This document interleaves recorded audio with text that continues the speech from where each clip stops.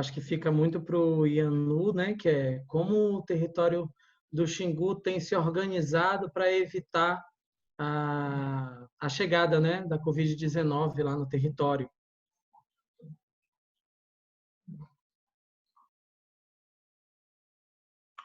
Bom,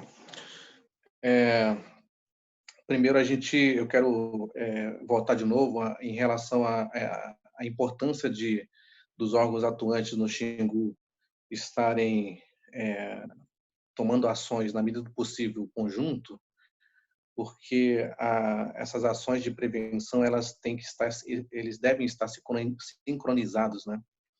Porque se o órgão e as organizações indígenas agirem segundo os seus entendimentos próprios de como é que deve ser essa proteção e prevenção, a gente acaba se perdendo em relação ao que nós queremos, né? No primeiro momento, a gente teve um trabalho muito grande, muito intenso, de conscientização, né? De levar as comunidades de qual que é o que é esse tal de Covid, ou corona, o novo coronavírus, enfim, né? Mas o que é, afinal, isso aí? É um trabalho de conscientização mesmo, de trazer as pessoas, os profissionais do DICEI na área de saúde, para poderem explicar isso para as comunidades à distância, né? De uma forma muito didática, porque é isso que as organizações indígenas como a TICS têm cobrado bastante desses órgãos públicos, de traduzirem para as comunidades o que é isso, né? Não é simplesmente a gente saiu um decreto, uma portaria da CESAI ou da FUNAI e manda para a área indígena. Isso não tem resultado, isso não tem um entendimento entre as comunidades indígenas. Um cacique que só fala a língua indígena, ela nunca vai entender o que é uma portaria, o que é aqueles monte de artigos e parágrafos que estão dizendo, né? Isso é um desafio que até hoje a gente percebe, né? Isso não é uma coisa muito prática. Então, as organizações indígenas elas têm buscado fazer esse ponte justamente para poder fazer com que essas informações cheguem com eficiência nas aldeias, né? Bom, o segundo momento seria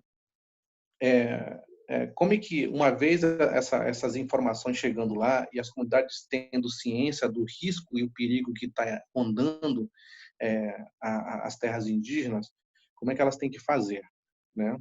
A gente respeita muito, enquanto tanto os órgãos que a gente tem orientado, os órgãos públicos que a gente tem orientado, e também isso serve para a própria uma organização indígena como a TICS, né? Apesar de ser um representante jurídico desses povos do Xingu, a gente também tem que entender que existem 16 povos que têm sua visão própria, sua autonomia de governar de cada um dos seus povos, né?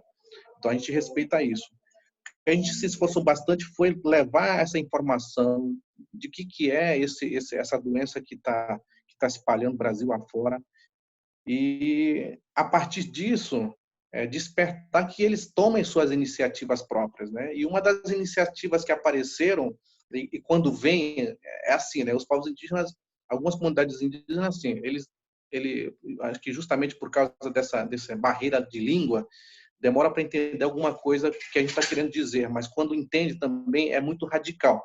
Vem, é assim, então é assim que vai funcionar e acabou. Não tem muito papo usando uma outra linguagem, né?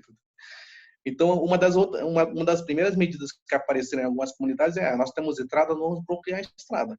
Acabou. Ninguém sai, ninguém entra. Se a doença vai entrar, então nós vamos impedir. Uma delas foi isso.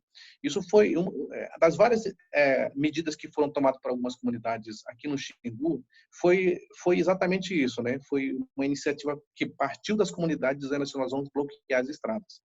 Ninguém entra, ninguém sai, e nós aqui dentro estamos protegidos, né? Esse tem sido uma das medidas, né? Nessa coisa de quem entra, quem sai, está envolvido várias coisas, né? Até mesmo de restringir, isso posto pelas próprias comunidades indígenas.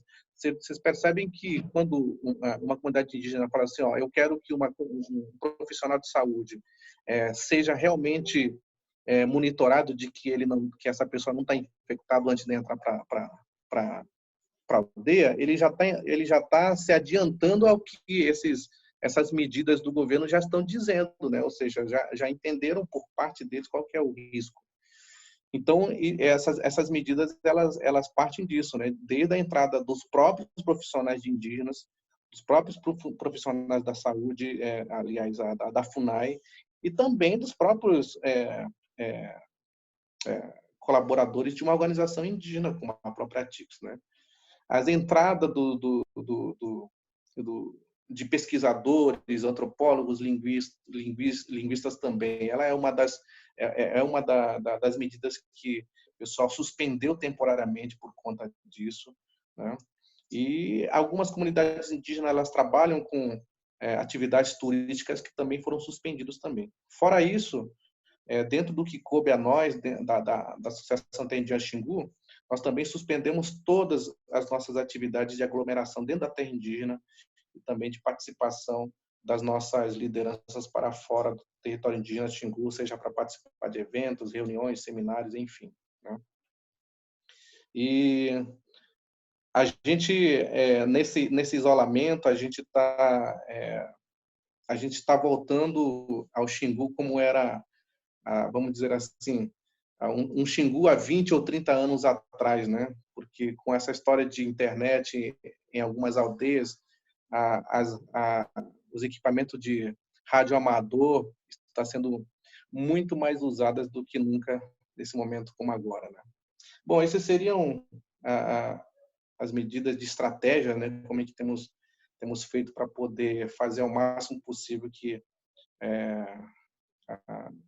o vírus adentre as comunidades indígenas do Xingu.